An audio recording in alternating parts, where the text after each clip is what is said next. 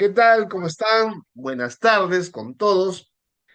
Hoy vamos a conversar sobre un tema apasionante y que poco se ha tratado en este canal. Vamos a hablar de la sexualidad. El título de esta conversación se llama Entre la presión y el placer. Y para esta ocasión hemos invitado acá a nuestra amiga, la licenciada María Alejandra Quevedo. Ella es de Argentina, ella Buenas es licenciada. tardes. Hola, hola, ¿qué tal? Hola. María Alejandra, como te estaba presentando, tú eres licenciada en psicología por la Universidad del Salvador y aparte es sexóloga. Dicho Ujú. tema me ha suscitado mucho interés, dado que no había oportunidad de hablar con una sexóloga. ¿Qué tal, María Alejandra? ¿Cómo estás? Bienvenida. Bien, gracias por la invitación y acá contenta por tener esta charla con vos y poder divulgar un poco sobre este tema que está todo el tiempo presente, pero nunca con la profundidad que creo que está bueno Sí, pues, hablarlo. justamente, esa es mi primera pregunta, ¿no? Me has dicho que te has especializado sobre todo en varones. Y me Sí. imagino, ¿cómo es la reacción de un varón cuando va a una consulta con una dama para hablar de su sexualidad? No debe ser fácil, pero bueno, no quiero especular, tú eres la más indicada. Bueno, que me especialice en sexualidad masculina fue casi como una casualidad que me fue llevando la vida, pero que terminé especializándome más en eso. La carrera es bastante general. Y bueno, hay todo tipo de reacción. A ver, ya de por sí yo trabajo en un equipo de urólogos, o sea que todos los pacientes que en general llegan al consultorio ya tienen todos sus chequeos, todo funciona biológicamente como corresponde. No hay lugar a dudas que lo que tienen que hacer es hablar. No solo tienen que hablar de que hay algo que no funciona y que una pastilla no cura, sino que tienen, Mm. cuando abro la puerta y soy una mujer y a veces, a ver, el promedio de los hombres que consultan, que llegan a consulta son entre 20 y 75 años.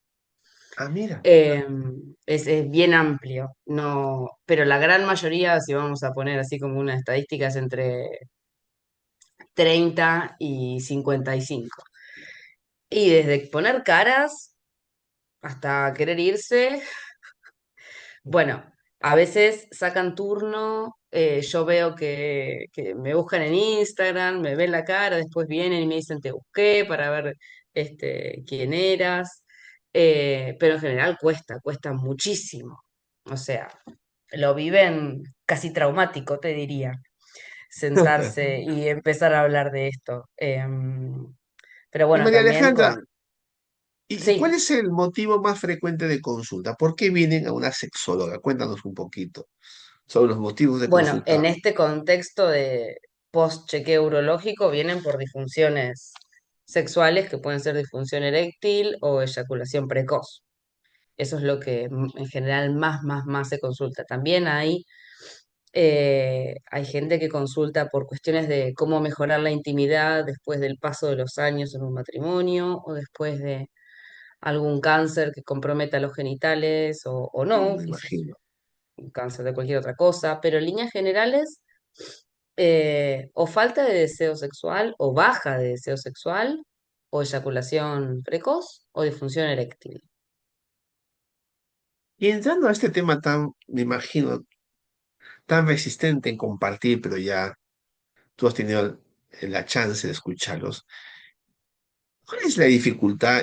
Digamos, lo primero que uno quiere entender es cuál es el papel de la sexología y el papel de la psicología, porque a veces la gente no tiene la diferencia muy clara y esperemos que Ujú. nos ilumines esta tarde, María Alejandra. Bien, vamos a hacer lo posible.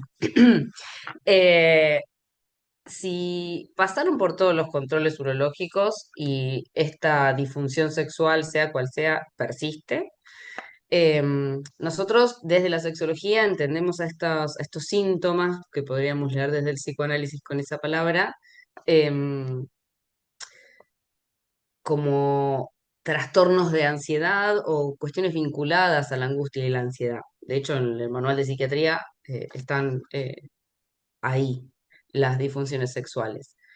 Lo que sucede, y que quizás por ahí el camino que a mí me llevó de hecho a estudiar sexología fue escuchar cómo hay cuestiones que se repiten por fuera de la habitación, digamos, del sector sexualidad en sí, se repiten en el acto sexual.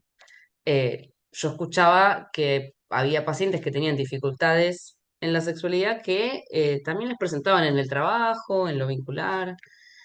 Entonces, ¿cuál es el rol de la psicología en esto? Y que básicamente, bueno, cada cuestión tiene cada problemática tiene su abordaje por ahí más específico, pero todas tienen que ver con que hay algo en algún momento que se traba y el síntoma aparece ahí, en la sexualidad. Cuestiones de acelerarse o de enlentecerse en relación al deseo, si lo decimos desde Mm. una perspectiva psicoanalítica, eh, ganas de salir corriendo, puede ser otra, ¿no? De ya no quiero estar más acá por diferentes motivos, duelos. A veces los pacientes llegan y dicen, no sé, hace más o menos yo pregunto, ¿no? ¿Hace cuánto que está pasando esto? Y hay gente que te dice hace 15 años y hay gente que te dice, no sé, hace 6. ¿Y qué pasó hace 6 años? Eh, y es, digamos, mi labor es preguntar bien específico, ¿no? Ir al detalle. El doctor Kuznetsov, con quien estudié, le decía la semiología de la intimidad, ir bien a la historia y a cómo empezó a pasar y cómo reaccionaste las primeras veces que te pasó. Mm. Y por ahí te dice, no sé, hace 3 años. ¿Y qué pasó hace 3 años? Y no sé, después del COVID empezó a pasar, que no sé, la mamá de mi esposa desmejoró y empiezan a darse cuenta cómo había un montón de situaciones súper estresantes, que bueno, hay gente que se le cae el pelo, hay gente que tienen disfunciones eréctiles. Digamos, hay ciertos casos que los podemos entender así. Por algún lado explota. Entonces, para entender un poco, la psicología se encargaría de los conflictos subyacentes en la sexualidad y la sexología en las estrategias de cómo potenciar tu sexualidad, o ahí yo estoy hablando, de repente, me estoy metiendo en un campo Y que la no. sexología se encarga de, a ver, desde un lugar de lo patológico, poder acompañar a que sea un poco más normal. ¿Qué es normal en la sexualidad?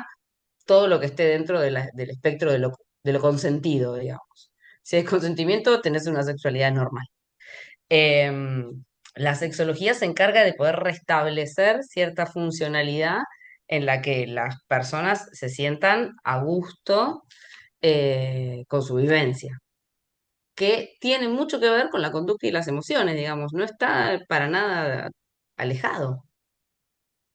Pero la sexología tiene un enfoque más cognitivo-conductual, quizás, o sistémico, por lo que es una terapia focalizada, breve, bien específica. Y se aborda cada 3 semanas, un mes y medio, vos ves al paciente y vas tocando específicamente el punto de la sexualidad y bueno, y ahí va mejorando, ¿no? Desarmando, por ejemplo, con las disfunciones eréctiles, hay muchas cosas del super yo, de cómo debería ser, y cómo es un hombre en la cama, y cómo debería funcionar todo. Entonces, cuando empezás como a desarmar mitos, hay cosas que empiezan a aflojar y con suerte todo mejora. Hablando, mira, y hablando de los mitos, sobre todo en los varones, que es tu especialidad, ¿cuáles son los principales mitos que anidan, habitan en la sexualidad masculina? Bueno, el más frecuente es mi pene debería ser más grande. Ese es como uno que se El escucha tamaño mucho. del mito. El tamaño del pene y en general vienen con es chico. Es chico porque yo vi películas porno que no se parecen a mi pene, entonces mi pene es chico, entonces empiezo a tener relaciones sexuales, empiezo a pensar que mi pene es chico, mi pene es chico, mi pene es chico, mi pene es chico, mi pene es chico, listo, chao. No funciona. Es como una cosa que se termina cumpliendo, ¿no? Ese es un mito. Después, bueno, mitos de el hombre debería ser el toro campeón, que El superamante, ¿no? el superamante, todas las mujeres deberían generarme lo mismo, todas me deberían gustar y yo debería complacer a todas. Ese es otro que también aparece. Cuando, bueno, sabemos que el deseo no nos corre igual, no discurre igual con todas las personas a nivel específicamente sexual, ¿no? Em, Esos son algunos. El tamaño, la potencia, Sí, y todo eso, si uno lo escucha, todos son como de signos superyoicos, ¿no? O sea, por supuesto. maximizar, exigir la presión. Me has hecho acordar de un caso, bueno, yo no soy sexólogo, soy analista. Este era un hombre que era buen amante, ¿no? Tenía mujeres, y un día sacó a una chica, tengo la autorización para contar, ¿no? Y él tenía una especie de fetiche con las manos y con los pies. Tenían que ser manos bonitas o pies bonitos, bien cuidados. Y resulta que esta pobre niña, la chica joven, tenía los esmaltes de las uñas un poco desgastadas. Y eso era como, pues, para él inaceptable, insoportable. Tanto así que tuvo que buscarse cualquier pretexto para dejar de salir con ella en esa cita. Entonces, fíjate ahí como un detalle aparentemente nimio, no insignificante, como las uñas de las manos, pues a él le sacó la libido y Nada el es deseo en nimio, segundos. Pasó de ser nada es objeto de nimio ser en la objeto sexualidad. detestable. ¿Qué Ujú. dirías al respecto a las paradojas del deseo sexual, ¿no? Mira, yo creo que en ese caso además el super yo aplica para, o sea, hay una exigencia a sí mismo y al otro, ¿no? Cómo debería ser quien esté a la altura de esa persona para que sea un buen encuentro sexual. Em, Acá es a donde también creo que es difícil para mí despegar mi oreja psicoanalítica. Yo soy psicoanalista y después, muchísimos años después estudié sexología. Es muy difícil despegar el desarrollo psicosexual y, bueno, las cuestiones del ideal del yo a lo que después termina sucediendo en nuestra sexualidad. El deseo sexual siempre va a estar atravesado. Primero que el deseo sexual arranca en la cabeza, ¿no? La relación sexual arranca en el cerebro, no arranca en otro órgano. Entonces, ese deseo siempre va a estar fomentado o inhibido por nuestra historia y por cómo nos vamos vinculando con esa persona, ¿no? A veces escuchás que te dicen, no, qué sé yo, sería nos peleamos y escuchar las dos cosas. Si no sabes el sexo increíble que tuvimos, o por ahí te dicen, no podía pensar ni que se me acerque. Y cada encuentro sexual tiene como su otra chispa que viene de esta historia, ¿no? De nuestra forma de Es. vincularnos con el otro. No sé qué piensas. Voy a sacar unos casos para ver tu apreciación, que, aprovechando. Mira, había el caso de otra persona X que la chica no se satisface, a pesar que el muchacho reunía las condiciones. Entonces, Otro por mito, tengo ahí, que hacer que mi mujer tenga un orgasmo. Sí. ¿no? Y esta dama, por ahí escuchó, no sé dónde, que tal vez sea bueno fantasear una escena, ¿no? Y ella dice, trátame como una prostituta, pero no en el sentido físico, sino en el sentido verbal, con las peores groserías, con las peores palabras que se te puedan ocurrir. Una pérdida de dignidad total. Muchacho, y bueno, ¿eso quieres? Bueno, en fin, no era parte, no estaba tan entusiasta con el método. ¿Y qué cree, doctor? Me dijo una sarta de grosería que yo nunca había escuchado, pero más que me indigné, me generó pues el mejor orgasmo de mi vida. Ujú. ¿Y eso cómo se explica? Me dice. Me trató, disculpa al público que me va a escuchar, voy a tomarme, no quiero ser procas, pero no hay otra palabra de reemplazo, me trató como la peor puta del país. Y eso me generó tamaño placer. No fue el acto en sí, ¿no? Y esa es la pregunta que Ujú. te quería hacer, como tú dices, está en nuestra cabeza, es la fantasía la que prima en el acto sexual. ¿Cómo se explicaría en este caso, no? ¿Cuál sería tu apreciación, mi querida María Alejandra? Me acuerdo la primera vez que escuché, estudiando yo muy jovencita, que Freud decía, o que alguien había repetido que Freud decía que la mujer tenía que ser una prostituta en la cama y una madre en la cocina. Y dije, ¿qué es esto? Pero es eso. Hay algo que nos cuesta mucho unificar en el objeto amado que es necesaria la degradación de ese objeto, La degradación del objeto, que así por dice todo, ¿no? esta cosa de me trató como una puta y que, a ver, sí está buenísimo, ¿no? Porque a fin de cuentas, de lo que estaban intentando hacer era disfrutar.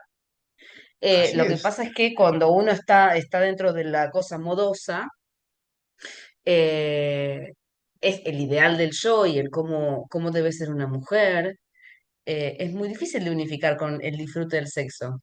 Yo creo que hay mucho que te escucho y me escucho a mí y no puedo parar de pensar en el patriarcado, ¿no? Y en cómo hemos sido criadas las mujeres y los hombres.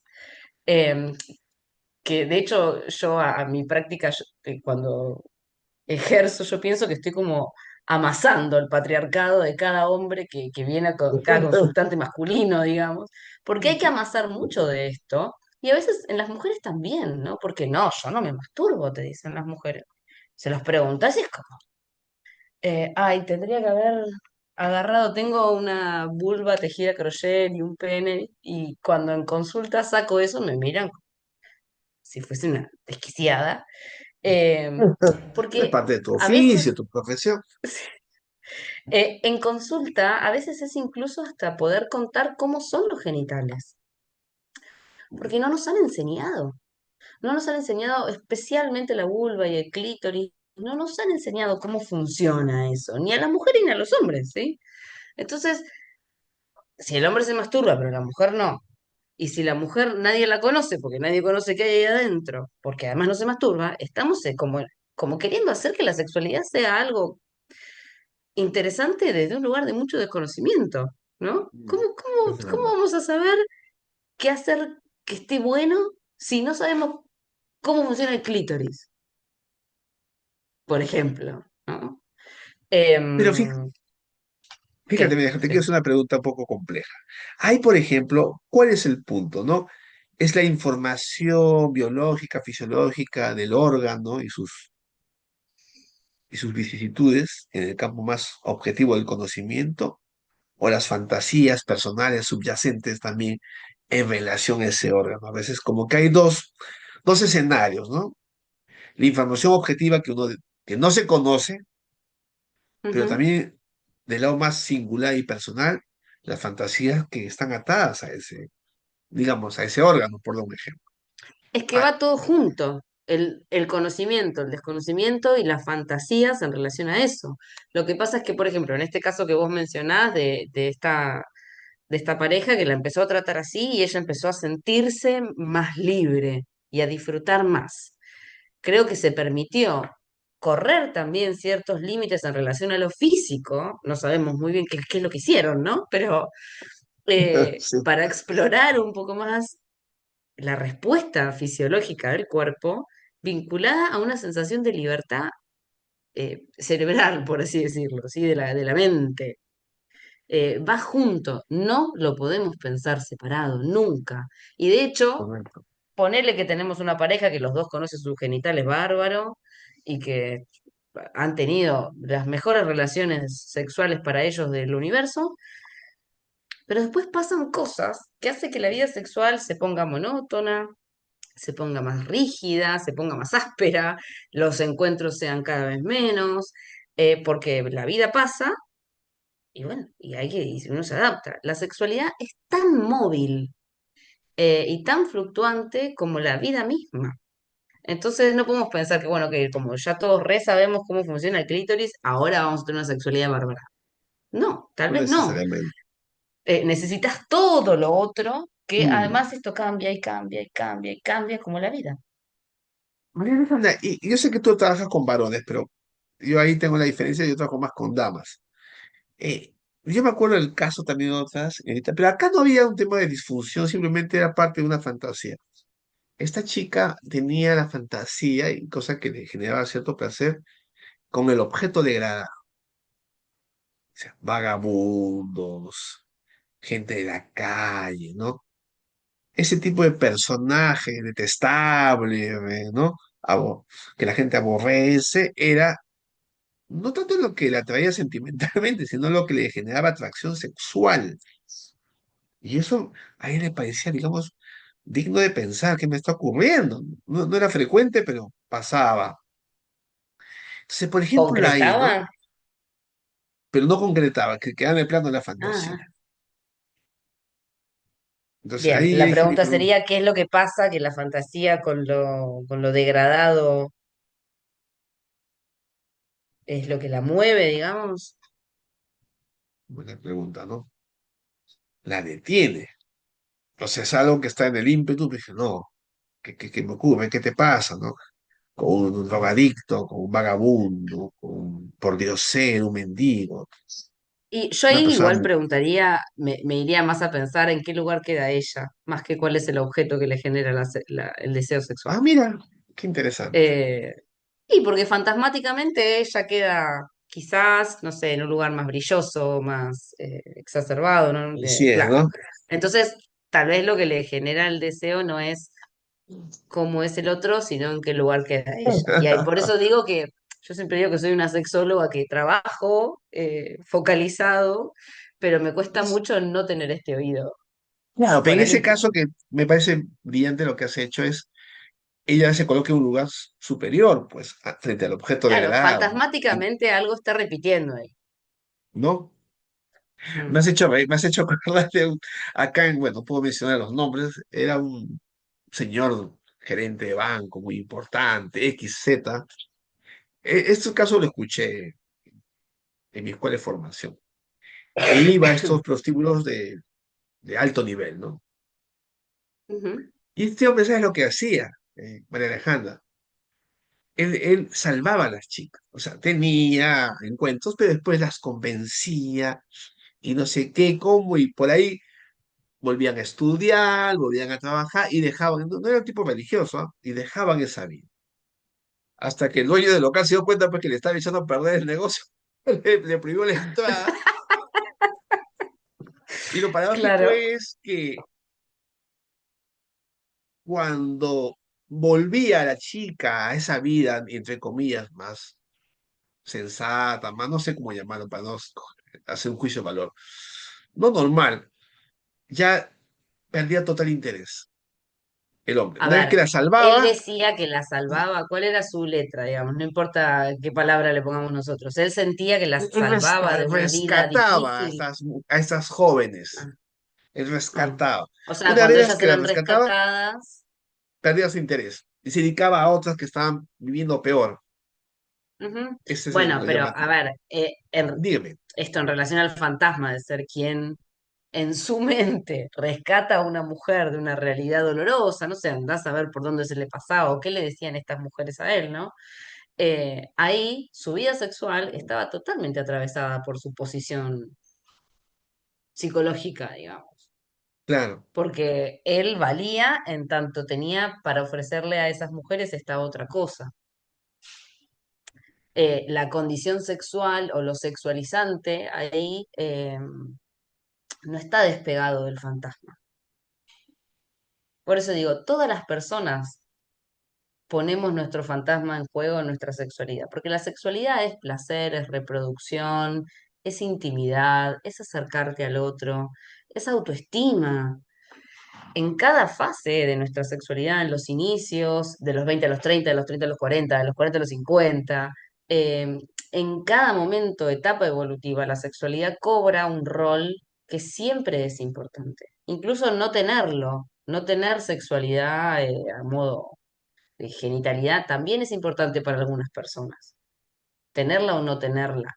Em, entonces, lo que a mí me resulta muy, no sé si la palabra es loca, pero es loco cómo nos cuesta tanto hablar de lo que al final el amor y esto, ¿viste? Mueve montañas, es lo que mueve al mundo. sí. Este encuentro, esta intimidad, esta valoración, la pasión, La pasión enloquece es lo tanto a que los nos hace hombres, a las encontrarnos. mujeres. Mm. Eso hace que Y el no mundo hablamos de gire. esto. Mm. Y no Y hablamos de ahora, esto, eso a mí me llama mucho la atención y es lo que también me mueve acá, ¿no? A estar hablando en este momento con vos.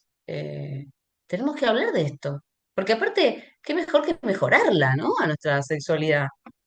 acuérdate que No, un nada golpe puede ir mal. así duro que dio Freud, que tú lo debes conocer mejor que yo, en 1905, pues en sus tres ensayos sobre una teoría sexual, él, ¿no?, da a conocer que hay sexualidad en el niño, en el infante. Ujú, Y lo segundo, que el cuerpo de un bebé está erotizado por la madre.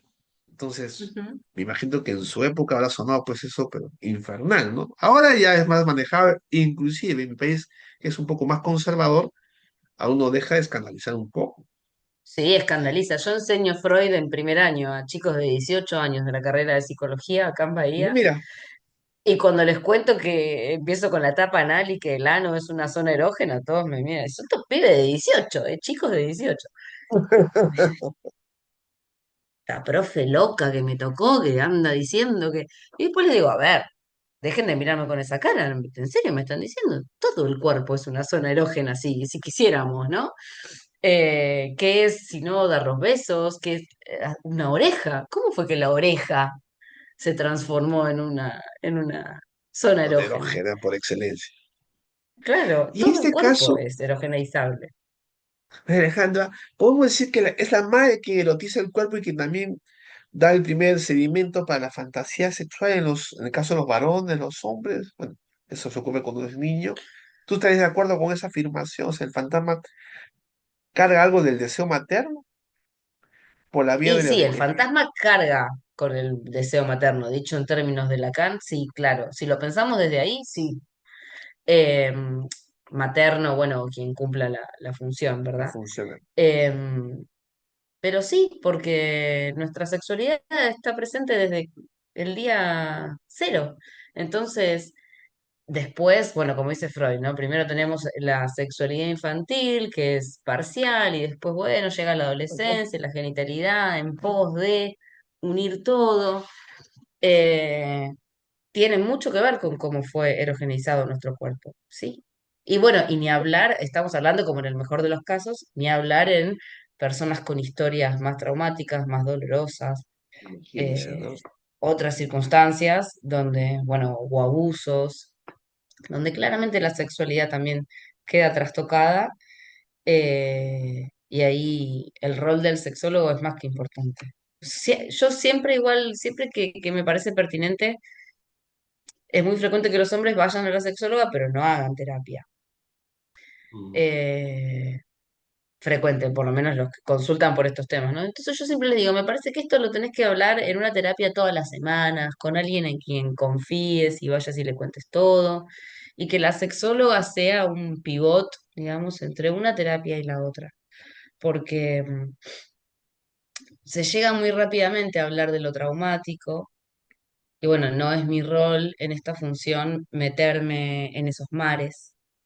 Yo siempre recomiendo que hagan terapia eh, normal, terapia normal. Oye, amiga, fíjate, me has hecho acordar, ahora que has hablado de la etapa anal y las famosas etapas, ¿no? La etapa oral que se da en el primer año, la etapa anal en el segundo, y que son etapas psicosexuales. Oral, anal, fálica, genital, latencia. Ahora, tú te acordarás en el seminario 11 de Lacan, la famosa, pues, esta psicoanalista francesa, François Dolto le dice a Lacan, ¿cómo es posible, no? Reprochando un poco cuando él critica el tema de la maduración de la sexualidad, ¿no? ¿Cómo se puede entender si no se toman en cuenta etapas? Y Lacan dice que lo importante no es tanto las etapas, la pseudo maduración, sino la castración, dice, que es un hilo que perfora esas etapas. Complicado. Y Mm, después él también dice, lo que importa son las pérdidas en cada etapa, no tanto la claro. cronología. O sea, en Mm, cristiano, para hablar a mi público, ¿no? Cómo ese niño se desteta del pecho, cómo ese otro de la etapa anal se desprende de las heces, o sea, toda fase donde hay pérdida, esa es la parte importante que habría que tomar en cuenta. Entonces, sí, justamente, a razón de eso te quería hacer una pregunta, ¿no? ¿Las pérdidas tienen que ver con la sexualidad? Esto que me esas vino a la pérdidas mente. u otras. En general, porque el concepto de pérdida lo asimila a castración, ¿no? El tema del desencuentro con la falta en sus diversas vicisitudes. Y en la Mm, sexualidad, pues, pérdida de potencia, Alguien que no tiene Claro, pérdida de atracción, no genera deseo, una dama con la que tiene o con las que quiere. es la pérdida de la omnipotencia, Mm, en todos sus casos. Perder el control con una eyaculación rápida o perder una erección por una disfunción eréctil o no tener ganas de tener sexo, aunque sea algo que una parte de tu cabeza tiene ganas, siempre es la pérdida del poder con todo. La otra vez hablaba con un paciente que me comentaba que había tenido un hijo que había atravesado una enfermedad, un cáncer muy cruel, siendo muy chiquito, y durante la enfermedad del hijo y mucho tiempo después, em, no había podido tener deseo sexual. Mi respuesta fue, ¿y sí? comprensible. Pues claro. Eh, Siempre es perder esto de creer que ante todo vamos a poder seguir, no, porque el sexo era nuestro momento, bueno, y justamente perdieron su momento. Y no hay por qué tener siempre todo bajo control y siempre todo medido y calculado. Sí tiene que ver con la pérdida, pero bueno, mira que hay que decirle a la neurosis que se puede perder el control no es algo muy agradable ni fácil de procesar. Em, por eso, bueno, repito esto, yo hay cosas que escucho desde el psicoanálisis, pero no es específicamente cómo se aborda, siempre. Ahora, fíjate, y esto hay un texto muy viejo, seguro lo has leído, se llama Vida y Muerte de este discípulo brillante de Lacan, que después rompe con él, Jean Laplanche, escribe un libro que se llama Vida y Muerte en psicoanálisis. Ujú. Hay un capítulo bien interesante que le habla de la noción de apuntalamiento. Él dice que la sexualidad para emerger se tiene que apoyar en los instintos de autoconservación. O sea, para hablar en cristiano para mi público, el bebé para descubrir el placer en la boca primero tiene que comer, tiene que alimentarse y después, por antonomasia, por añadidura, descubre el gusto de estimulación oral. Es analógico. Y es un concepto que dice que Freud no lo trabajó, lo mencionó como cosas brillantes y la Sí. plancha y Lacan toman el concepto. Sobre todo la plancha apunta a la misma. Pero ¿dónde está lo interesante? Que él dice, bueno, la sexualidad se apoya en un primer momento en los instintos de conservación y luego se independiza. El bebé chupa el dedo, el muñeco, el biberón, en fin, el chupón. Pero ¿dónde está lo interesante? Que ya de por sí los instintos de autoconservación están sexualizados. Mm. O sea, ¿qué quiere decir? Que comer o los actos, digamos, de conservación ya tienen esa impronta. De placer autoerótico. La sexualidad en el Ujú. sentido que el significado de ese acto va más allá de comer Claro, y que pregenital. el placer de ese acto va más allá de llenar la barriga o de saciar el hambre. Ujú, Me pareció loco y brillante lo que postulaba la plancha, porque eso decía, ya está sexualizado en ese sentido, ¿no? ujú, Las cosas que hacemos en la vida. La gente come para cortejar la cena, mm. no solo es para comer. ¿Qué piensas al respecto? ¿Qué te parece esa afirmación? Bueno, he tratado de tratar de Que es explicarlo de súper forma cierta, sencilla. ¿no? Que es así, que es tal cual. Eh, la pulsión, bueno, me sale esto que esto está en el texto Pulsiones y sus destinos. Dios. Desde un inicio, la obtención de placer autoerótico nos marca cuál va a ser el camino de la sexualidad. Pero reitero, pensarla eh, por separado nos trae un pensar la sexualidad adulta como medio recortada, ¿no? Porque claro, en la vida adulta, por decirlo de una manera, todo esto pasa a la vez. Em, y no solo pasa a la vez, sino que también pasa a través de los momentos de la represión y de todo lo que es un tabú para la vida adulta, ¿no? Mm, Digamos, yo trabajo con la otra cara, con el no deberías ser, no deberías disfrutar así, no te deberían ver de esta manera.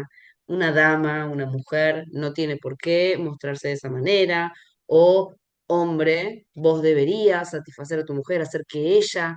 tenga un orgasmo y por ahí la esposa ni sabe cómo tener un orgasmo. ¿Por qué? Porque la unificación de todas esas zonas erógenas no se vivió como con la libertad que estaría bueno que se la viva. No sé si me Mm, explico, me sí, enredé sí, sí. mucho. Interesante. Em, Entendemos el apuntalamiento de la sexualidad en las zonas erógenas en la primera infancia, pero después pasa ese quilombo que le digo yo, que es el complejo de Edipo y lo que viene después, que hace que la sexualidad del adulto esté muy trabada, porque Mm. no la tenemos habilitada eh, Alejandra, está al interesante la conversación, diálogo. pero tenemos que ir terminando. Mire, y para eso tengo Ujú. un par de últimas preguntas. Y hay que Dale. contextualizar. Estamos en la época de la virtualidad, de inteligencia artificial, sobre todo la virtualidad. Y el sexo ahora se está dando ya de hace mucho tiempo, obviamente, de forma virtual, ¿no? Evitando el contacto, como decía un amigo analista, piel con piel, ¿no? O es la pantalla, la voz del teléfono, que eso también ya en estos tiempos se ha ido descartando, ¿no? ¿Qué cambio crees tú que la virtualidad está generando en en la práctica de la sexualidad? Mira, tamaña pregunta la que te hago en estos momentos, ¿no? Pregunta, me parece, de congreso de sexología. ¿Para qué respiro? Sí. Em, En tu quehacer yo creo que profesional, tiene obviamente. beneficios, tiene pros y contras, la virtualidad, porque en situaciones de no estar en el mismo lugar te puede llevar a acercar, aún en Argentina le decimos chichoneo, como una especie de juego previo de palabras, que también está bueno que esté porque naturaliza. eh, Ahora, si es la única forma de encuentro que tenemos, me da hasta tristeza decirlo en voz alta. Digamos, esto es triste. Si la sexualidad se reduce a algo virtual, sin la piel. No, si bien la sexualidad puede ser entendida en soledad y con un otro, hay momentos para las dos cosas. Creo que, Ujú, bueno, así como es. todo, ¿no? Si todo queda de un solo lado, no sé si es bueno. No sé, Eh, sí, perdón, no sé en ¿Qué? qué Sí, texto, sí. creo que es en Japón, habla que el consumo de pornografía y el consumo de estas muñecas inflables, o sea, qué tema Ay, es fuertísimo, ¿no? En un país tan honorable, tan solemne, tan respetuoso, ¿no? Una cultura, pero por otro lado, mira su sexualidad, ¿no? Se les ha agenciado a alguna edad, sobre todo la gente joven, ¿no? Esto no es gente mayor es raro, es del encuentro con el otro, ¿no? Habría que ponerlo en contexto. La verdad es que termines casándote con una muñeca inflable, a mí me parece debería estar en el CIE 10 o en el DCM. Eh, Muy raro.